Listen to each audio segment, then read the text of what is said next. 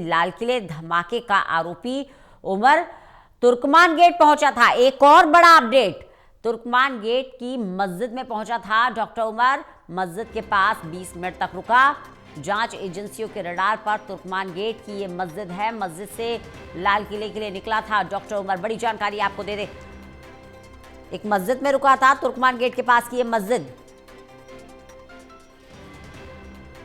तो लाल किले पर जो धमाका हुआ उसकी रूट मैपिंग की जा रही है। जो आतंकी है उमर, उसकी रूट मैपिंग की जा रही है। तुर्कमान गेट की मस्जिद में वो गया, वहां 20 मिनट तक रुका।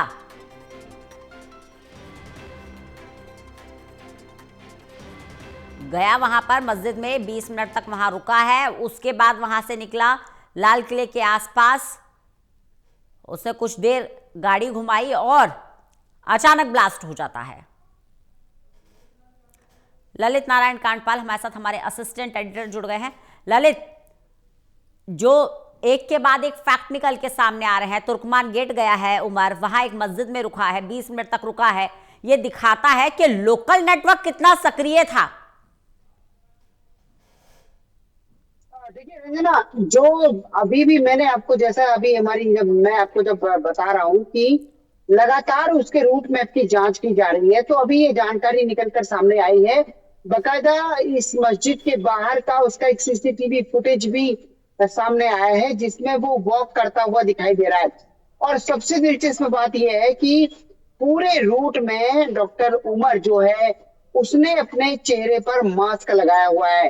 अब लेकिन जो है यहाँ पर मस्जिद के बाहर जब वो वॉक करता हुआ दिखाई दे रहा है, तो उसका जो मास्क है वो उसके चेहरे पर नहीं है। ये एक अकेली ऐसी जगह आइडेंटिफाई हुई है अभी तक जहां पर उसके चेहरे पर मास्क नहीं है। तो ये अपने आप में एक बड़ी बात है। और अभी जो पुलिस जांच एजेंसियां हैं ये पता लगाने की कोशिश कर रही है कि आखिर जब वो यहाँ पर आया था तो उस वक्त उसने अपनी गाड़ी कहाँ पार्क की थी। क्या I-20 उसके पास थी उस वक्त, या कहीं ऐसा तो नहीं कि उसने वो गाड़ी उस वक्त लाल किले की पार्किंग में जो है पार कर दी थी और उसके बाद वो यहाँ पर आया था। तो हर सवाल का, हर एंगल का पता लगाया जा रहा है, हर ट्रेंड को जोड़ा जा रहा है, क्योंकि केवल केस बनाना ही नहीं बल्कि इसे पूरा प्रूव करने की जिम्मेदारी भी जांच एजेंसी की होती है। तो जिस तरीके से 360 डिग्री इन्वेस्टिगेशन चल रही है उसमें ये पता लगाया जा रहा है कि आखिर डॉक्टर उमर जो है गया कहाँ था। जी बिल्कुल ललित, देखिए पता तो लगाने के लिए भी बहुत सारे सवाल खड़े हैं, लेकिन जो सबसे पहला और वाजिब सवाल है वो ये कि मस्जिद क्यों गया था, मोटिव क्या था मस्जिद आने का? क्या किसी से मिलने गया था या क्या कोई वहां उसका इंतजार कर रहा था या कोई डायरेक्शन उसे मस्जिद से मिलनी थी? ये प्राइमरी क्वेश्चन होने हैं।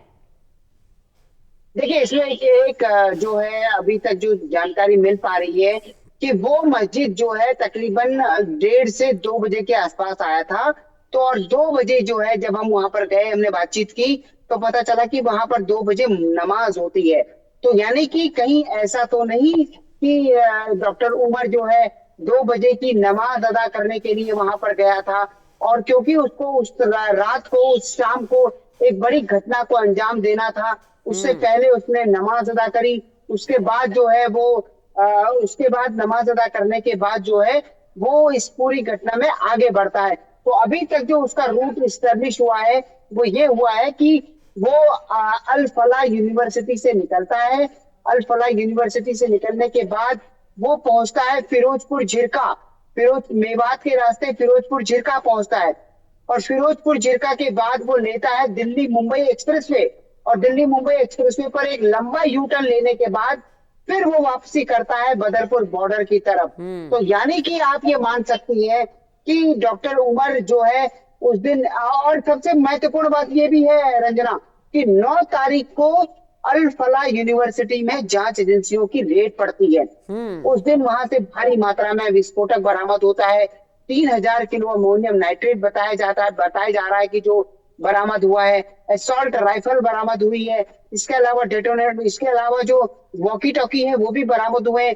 तो कई सारे सामान बरामद हुए।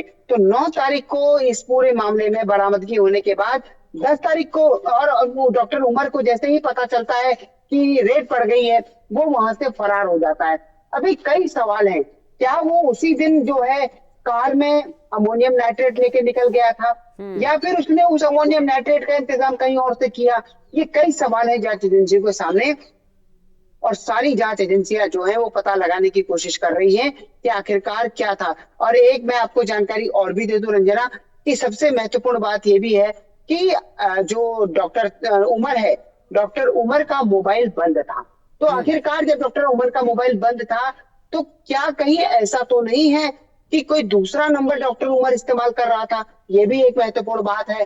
तो हर नंबर की, और जिन जिन इलाकों में वो गया है, वहां का जो है डंप डेटा निकालने की कोशिश की जा रही है। पता लगाया जा रहा है कि आखिरकार उस इलाके में कहीं उस दिन कोई और दूसरा नंबर तो एक्टिव नहीं था। तो हर जी एंगल से जांच हो रही है। बड़ी जिस तरीके से लगातार होम मिनिस्ट्री भी नजर रखे हुए है पूरे मामले की जांच पर, इसके अलावा स्पेशल सेल, एनआईए सब जुटे हुए हैं, और 360 एंगल में जांच हो रही है। जी चलिए, इस बड़ी खबर पर नजर बनाए रखिएगा, लगातार आपसे अपडेट लेते रहेंगे।